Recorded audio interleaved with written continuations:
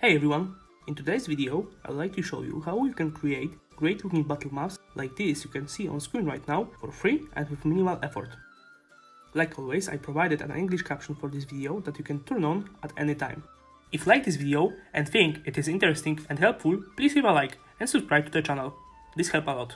So first of all, let's talk about the basics of this method. We're going to use real-life aerial photos as set battle maps. The only additional software you'll need for this project is any graphic program like Photoshop or GIMP.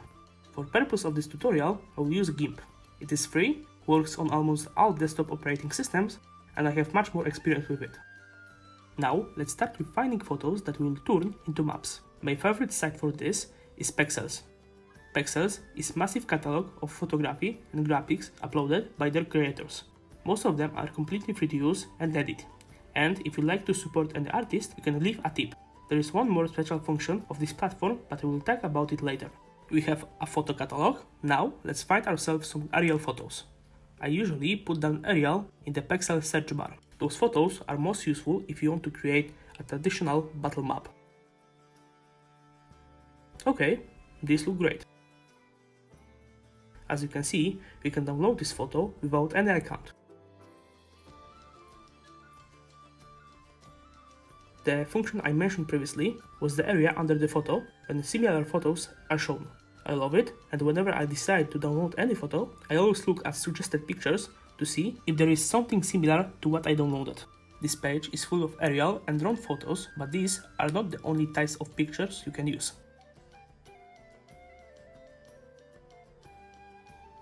Some abstract painting available on site work perfectly as fantastic battlegrounds or representation of other planes of existence. You can also use many pictures of plants. A thick layer of leaves is the perfect battleground for a jungle full of kinetic plants or shrinking theme adventure. Think outside the box and you will be surprised how many mundane looking pictures can be turned into great maps. The second place I use for photo hunting is Instagram. You can find a bunch of fantastic photos under aerial photography or drone photography hashtags. You need to dig much deeper on this platform, but there are still many fantastic photos that can be used for D&D maps. And while we're at it, you can always go to MidnightOwlGames Instagram and give a follow or a like. I often post there a lot of D&D homebrew and other hobby creation that I usually don't post on this channel. Okay, let's go back to map making. As you can see, I imported this picture into GIMP. I chose it because there's plenty of water, plenty of beach, plenty of forest, so this one would work great as a little coastal map. But I wanna trim it a little.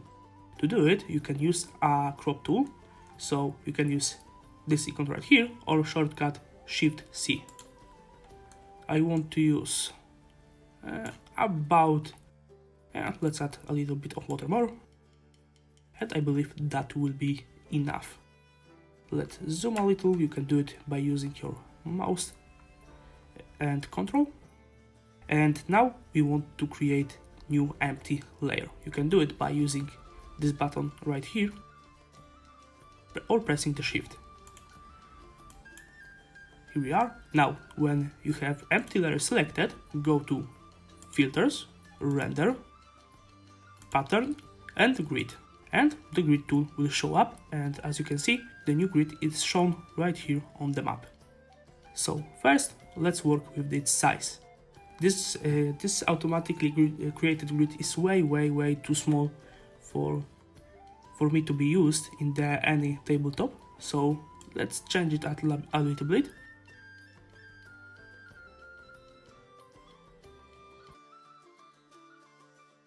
My goal is to create grid big enough to fit this big tree in 4 grid squares. So I believe, yeah, that will be enough. I believe this grid is a little bit too dark, so I want to change it from dark brown that I used previously into the white.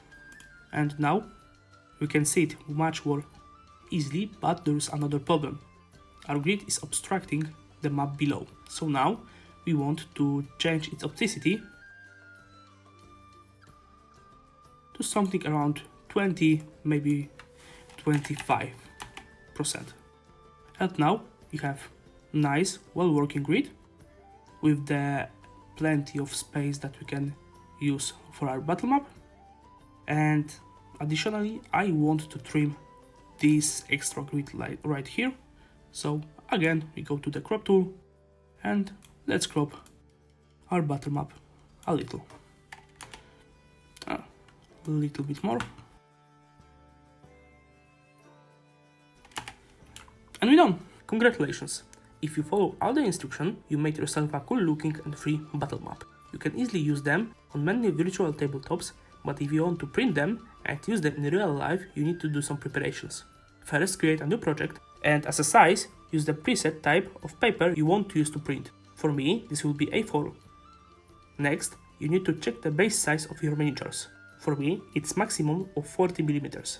GIMP uses only pixels as measuring unit in the render grid tool. I tried to change it somehow, but sadly nothing worked, so you need to enable this grid. For this project I'm using horizontal paper. I know that A4 width is about 300 mm. By dividing this by 40, I can see that page should fit 7.5 squares. Now it's enabling time.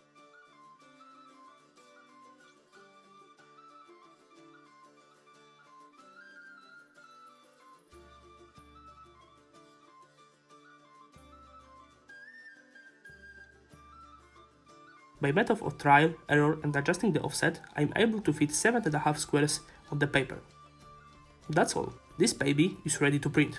There will be excess paper and half square, but I usually cut them off. One tip for those that want to print in black and white. White grids usually work better for black and white printing.